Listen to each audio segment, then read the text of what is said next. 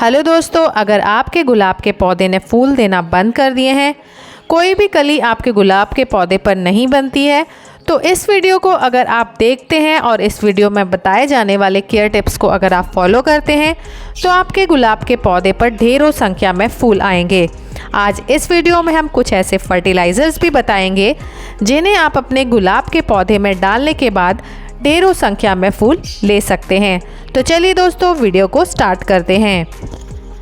पर दोस्तों, वीडियो को स्टार्ट करने से पहले चैनल को सब्सक्राइब करना बिल्कुल भी मत भूलिएगा, क्योंकि अगर आप चैनल को सब्सक्राइब नहीं करेंगे तो आपको आने वाली वीडियोस की नोटिफिकेशन नहीं मिलेगी। और दोस्तों, अगर आपको वीडियो पसंद आती है तो प्लीज़ इस वीडियो को लाइक करना भी बिल्कुल भी मत भूलिएगा। दोस्तों, इस वीडियो में जो हम केयर टिप देखेंगे वो आप अपने ज़मीन में लगे हुए गुलाब के पौधों के लिए भी फॉलो कर सकते हैं, और अगर आपने अपना गुलाब का पौधा गमलों में लगाया है उनके लिए भी फॉलो कर सकते हैं। तो सबसे पहला केयर टिप है कि आपको अपने गुलाब के पौधे से सकर ब्रांचेस को निकालना है। सकर ब्रांचेस को हम जंगली कलम भी कहते हैं। ये हमेशा ग्राफ्टेड एरिया के नीचे से निकलती है। आप ये देख रहे हैं, ये सकर ब्रांच है, और आप इसके साथ देख रहे हैं ये मेन स्टेम है। जो मेन स्टेम है उसी पर अच्छी फ्लावरिंग होती है, और ये जो सकर ब्रांच निकली है इस पर कभी भी फ्लावरिंग नहीं आती है। दोस्तों, सकर ब्रांच की ग्रोथ काफ़ी तेज़ी से होती है, और सकर ब्रांच की वजह से हमारा मेन गुलाब के पौधे की जो ग्रोथ है वो स्लो होने लग जाती है, क्योंकि सकर ब्रांच सारी एनर्जी हमारे मेन गुलाब के पौधे से खींचने लग जाती है। और दोस्तों, सकर ब्रांच की वजह से हमारे गुलाब के पौधे पर फूलों की कमी आने लग जाती है और हमारे गुलाब के पौधे की ग्रोथ रुक जाती है। इसलिए दोस्तों, जब भी आप अपने गुलाब के पौधे में सकर ब्रांच को देखें, उसे साथ के साथ ही निकाल दें, क्योंकि सकर ब्रांच को अगर आप नहीं हटाएंगे तो आपके गुलाब के पौधे पर फूल कभी भी नहीं आएंगे। इसलिए ज़्यादा फूल लेने के लिए सकर ब्रांच को साथ के साथ ही हटा दें। और दोस्तों, अगर आपने अपने गुलाब के पौधों को ज़मीन में लगाया है तो ज़मीन में भी सकर ब्रांचेस इसी तरह से निकलती हैं। ये जो आप साइड ब्रांचेस देख रहे हैं ये सकर ब्रांचेस हैं। इसलिए ज़मीन में भी सकर ब्रांचेस को हटाना बहुत ज़रूरी रहता है, क्योंकि ज़मीन में लगे हुए पौधे भी सकर ब्रांचेस की वजह से ग्रोथ नहीं करते हैं। इसलिए जब भी आप सकर ब्रांचेस को देखें उन्हें साथ के साथ रिमूव कर दें, ताकि आपके गुलाब के पौधे अच्छे से ग्रो करें और उन पर ढेरों संख्या में फूल आएँ। इसलिए ढेरों संख्या में फूल लेने के लिए सकर ब्रांचेस को रिमूव करना बहुत ज़रूरी रहता है। और दोस्तों, दूसरा केयर टिप है गुलाब के पौधों से ज़्यादा संख्या में फूल लेने के लिए, वो है डेड हेडिंग करना। डेड हेडिंग यानी हमें गुलाब के पौधों से सूखे हुए फूलों को साथ के साथ हटा देना है। इस तरह से दोस्तों, नोड एरिया के नीचे से हमें सूखे हुए फूलों को हटाना है, ताकि डेड हेडिंग करने के बाद हमारे गुलाब के पौधे में नई नई ब्रांचेस आएँ, और जितनी ज़्यादा ब्रांचेस हमारे गुलाब के पौधे में आएंगे उतने ज़्यादा फूल हमारे गुलाब के पौधे पर खिलकर आएंगे। इसलिए ज़्यादा संख्या में फूल लेने के लिए डेड हेडिंग करना यानी सूखे हुए फूलों को हटाना बहुत ज़रूरी रहता है। दोस्तों, ये डेड हेडिंग करने के कुछ दिन बाद का रिजल्ट है। आप देख सकते हैं एक ही स्टेम पर तीन नई ब्रांचेस निकलना भी शुरू हो गई हैं। इसलिए अगर आप सूखे हुए फूलों को हटाते हैं तो आपको अपने गुलाब के पौधे पर बहुत सारी ब्रांचेस देखने को मिलेंगी, और उसके साथ साथ ढेरों संख्या में फूल भी देखने को मिलेंगे। और दोस्तों, तीसरा केयर टिप है गुलाब के पौधे से अच्छे फूल लेने का। वो ये है कि आपको इस तरह से पीले हुए पत्तों को साथ के साथ हटा देना है। गुलाब के पौधे में पत्तों के पीले होने के कई कारण होते हैं। या तो आपके पौधे में पेस्ट अटैक हुआ है। कई बार दोस्तों, हमारे गुलाब के पौधे में स्पाइडर माइट्स या फिर एफिड्स का अटैक बहुत देखने को मिलता है। उसकी वजह से भी कई बार गुलाब के जो पत्ते होते हैं वो पीले होने लग जाते हैं। तब आप अपने गुलाब के पौधे पर कोई भी अच्छा इंसेक्टिसाइड का स्प्रे कर सकते हैं। और कई बार दोस्तों, पत्तों का पीला होना स्वाभाविक रहता है। जो पत्ते पुराने हो जाते हैं वो अपने आप ही पीले होकर गिर जाते हैं, तब उसमें डरने की कोई बात नहीं होती है। पर फिर भी दोस्तों, जो पत्ते पीले हो जाते हैं अगर हम उन्हें साथ के साथ रिमूव कर देते हैं तब हमारे पौधे की ग्रोथ भी अच्छी रहती है, और हमारा पौधा कई तरह की बीमारियों से बचा रहता है। और दोस्तों, चौथा केयर टिप है गुलाब के पौधे से अच्छे फूल लेने का।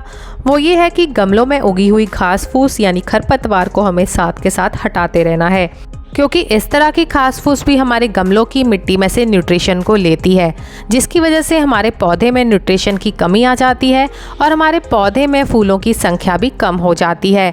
और उसके साथ साथ दोस्तों, गमले में झड़े हुए पीले पत्तों को भी साथ के साथ हटाते रहना है, क्योंकि कई बार इस तरह के पत्ते गमले में फंगस का कारण बन जाते हैं। इसलिए दोस्तों गमलों की साफ़ सफाई रखें ताकि जो है आपका पौधा स्वस्थ रहे और ज़्यादा संख्या में फूलों को प्रोड्यूस करे।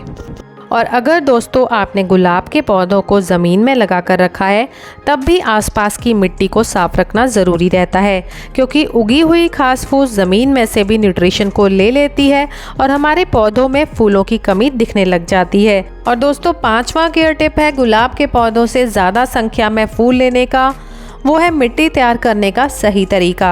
जब भी दोस्तों आप नर्सरी से कोई गुलाब का पौधा परचेज़ कर लाते हैं तब आप अच्छे से न्यूट्रिशन से भरपूर मिट्टी को तैयार करें, क्योंकि दोस्तों जब मिट्टी न्यूट्रिशन से भरी होगी तभी जो है हमारे गुलाब के पौधों पर ज़्यादा संख्या में फूल आएंगे।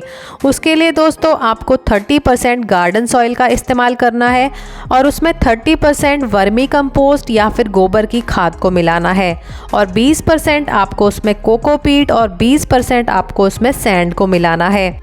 कोकोपीट मिलाने से हमारे गुलाब के पौधों की मिट्टी में मॉइस्चर बना रहता है और गर्मियों के मौसम में कोकोपीट की वजह से हमारे गमलों की मिट्टी भी जल्दी नहीं सूखती है। और कोकोपीट के साथ साथ दोस्तों हमने 20% इसमें सैंड इसलिए मिलाया है क्योंकि सैंड मिलाने से हमारी जो मिट्टी होती है उसका ड्रेनेज अच्छा रहता है और गुलाब के पौधों को अच्छे ड्रेनेज वाली मिट्टी पसंद होती है, क्योंकि गुलाब के पौधों में फंगस की प्रॉब्लम थोड़ी जल्दी हो जाती है। दोस्तों मेरी इस मिट्टी में कोकोपीट पहले से ही मिक्स है क्योंकि मैंने इसमें पुराने गमले की मिट्टी का इस्तेमाल किया है। दोस्तों देसी गुलाब के पौधों को आप नर्सरी से किसी भी समय लाकर लगा सकते हैं, पर अगर आप हाइब्रिड गुलाब के पौधों को नर्सरी से लाकर लगाना चाहते हैं तो उन्हें आप अक्टूबर से मार्च मंथ तक ही लगाएं, क्योंकि हाइब्रिड गुलाब के जो पौधे होते हैं गर्मियों में कई बार ख़राब होने लग जाते हैं। इसलिए आप ठंडे मौसम में उन्हें लगाते हैं तो आपके गुलाब के पौधे गर्मी आने तक अच्छे से ग्रो हो जाते हैं और गर्मियों में वो सर्वाइव भी कर जाते हैं। और दोस्तों 6वां टिप है गुलाब के पौधे से अच्छी फ्लावरिंग लेने का, वो ये है कि आपको अपने गुलाब के पौधे की सॉफ्ट प्रूनिंग करते रहना चाहिए। सॉफ्ट प्रूनिंग करने से मल्टीपल ब्रांचेस निकल कर आती हैं और जब मल्टीपल ब्रांचेस गुलाब के पौधे पर निकलती हैं तो ढेरों कलियां आपको अपने गुलाब के पौधे पर देखने को मिलेगी, क्योंकि जब भी गुलाब के पौधे पर फूल खिलता है वो हमेशा नई ब्रांच पर ही खिलता है। दोस्तों एक इम्पॉर्टेंट टिप, सॉफ्ट प्रूनिंग आप अपने गुलाब के पौधे की किसी भी समय कर सकते हैं, पर अगर आप अपने गुलाब के पौधे की हार्ड प्रूनिंग करना चाहते हैं तो आप वो सितंबर या अक्टूबर के महीने में ही करें, क्योंकि उस समय गुलाब के पौधे का ग्रोइंग सीज़न होता है। अगर आप सही समय पर गुलाब के पौधे की हार्ड प्रूनिंग करते हैं तो आपका गुलाब का पौधा काफ़ी अच्छे तरीके से ग्रो करता है और विंटर सीजन में आपको अपने गुलाब के पौधे पर ढेरों फूल देखने को मिलते हैं। और दोस्तों 7वां टिप है गुलाब के पौधे से अच्छी संख्या में फूल लेने का, वो ये है कि आपको अपने गुलाब के पौधे को कितनी देर की सनलाइट में रखना है। तो दोस्तों अगर गर्मियों का मौसम है तो 3 से 4 घंटे की धूप भी गुलाब के पौधे के लिए सफिशेंट रहती है। और दोस्तों गर्मियों में अगर आपको लगे कि आपके गुलाब के पौधे के पत्ते जल रहे हैं तो आप अपने गुलाब के पौधे को ग्रीन नेट के नीचे भी रख सकते हैं या बहुत सारे पौधों के बीच में भी अपना पौधा रख सकते हैं। और सर्दियों के मौसम में अपने गुलाब के पौधे को आप पूरे दिन की सनलाइट में रखें ताकि आपके गुलाब के पौधे पर ज़्यादा संख्या में फूल खिलें। दोस्तों 8वां केयर टिप है गुलाब के पौधे से अच्छी संख्या में फूल लेने का, वो ये है कि वो कौन से ऐसे फर्टिलाइज़र्स हैं जिनका इस्तेमाल हम अपने गुलाब के पौधे में कर सकते हैं, जिन्हें डालने के बाद हमारे गुलाब के पौधे में अच्छी संख्या में फूल खिल जाते हैं। तो पहला फर्टिलाइज़र है जिसे हम अपने गुलाब के पौधे में डाल सकते हैं, वो है ये वर्मी कंपोस्ट। ये 1 मुट्ठी वर्मी कंपोस्ट है, इसका इस्तेमाल मैं अक्सर अपने गुलाब के पौधे में करती रहती हूँ। वर्मी कंपोस्ट डालने से हमारे पौधे की जो ग्रोथ है वो काफ़ी तेज़ी से होने लग जाती है और हमारे पौधे में न्यूट्रिएंट्स की कमी को वर्मी कंपोस्ट पूरा करता है। अगर आपके पास वर्मी कंपोस्ट नहीं है तो आप गोबर की खाद का भी इस्तेमाल कर सकते हैं।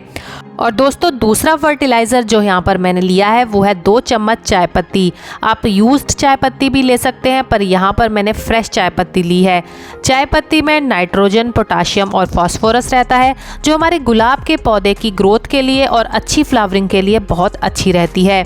और दोस्तों चाय पत्ती हमारे गुलाब के जो पौधे की मिट्टी होती है उसे एसिडिक भी बनाती है।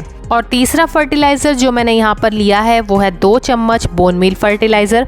Bone meal fertiliser rich in calcium और फास्फोरस होता है जो हमारे पौधे की ग्रोथ के लिए और अच्छी फ्लावरिंग के लिए बहुत बढ़िया रहता है। और दोस्तों एक और फर्टिलाइज़र का इस्तेमाल मैं अपने गुलाब के पौधे में अक्सर करती हूँ, वो है सीवीड फर्टिलाइज़र। सीवीड फर्टिलाइज़र आप लिक्विड फॉर्म में भी ले सकते हैं या ग्रैनुअल फॉर्म में भी इसे यूज़ कर सकते हैं। यहाँ पर मैंने 2 ml सीवीड फर्टिलाइज़र को 1 लीटर पानी में डिज़ोल्व किया है और 2 गमलों में मैं इसका इस्तेमाल करूँगी। इन सभी फर्टिलाइज़र्स का इस्तेमाल आप 30 से 40 दिन में एक बार अपने गुलाब के पौधों में कर सकते हैं। उसके अलावा दोस्तों अगर आपके पास ये फर्टिलाइज़र नहीं है तो आप 15 दिन में एक बार अपने गुलाब के पौधों में सूखे हुए केले के छिलकों का इस्तेमाल कर सकते हैं। सूखे हुए जो केले के छिलके होते हैं वो रिच इन पोटाशियम होते हैं और हमारे गुलाब के पौधों में अच्छी फ्लावरिंग के लिए बहुत बढ़िया रहते हैं। और उसके साथ साथ दोस्तों आप अपने गुलाब के पौधे में प्याज के छिलकों का भी इस्तेमाल कर सकते हैं। आपने कुछ नहीं करना है, कुछ प्याज के छिलकों को लेना है, उन्हें आप 2 से 3 दिन तक पानी में भिगो कर रख सकते हैं। उसके बाद उनमें दुगना पानी मिलाकर प्याज के छिलकों का जो पानी रहता है उसका इस्तेमाल आप अपने गुलाब के पौधे में कर सकते हैं। 15 से 20 दिन में एक बार आप प्याज के छिलकों का पानी अपने गुलाब के पौधे में डाल सकते हैं। प्याज के छिलकों में आयरन रहता है और भी कई सारे न्यूट्रिएंट्स हमारे प्याज के छिलकों में रहते हैं जो हमारे गुलाब के पौधों की ग्रोथ के लिए और अच्छी फ्लावरिंग के लिए बढ़िया रहते हैं। तो दोस्तों ये थे कुछ केयर टिप्स जिन्हें फॉलो करके आप अपने गुलाब के पौधों में से ढेरों संख्या में फूल ले सकते हैं और अपने गुलाब के पौधे की ग्रोथ को बढ़ा सकते हैं। तो दोस्तों आज का वीडियो आपको कैसा लगा प्लीज़ कमेंट करके ज़रूर बताएं और चैनल को सब्सक्राइब करना भी बिल्कुल ना भूलें। Thanks for watching guys.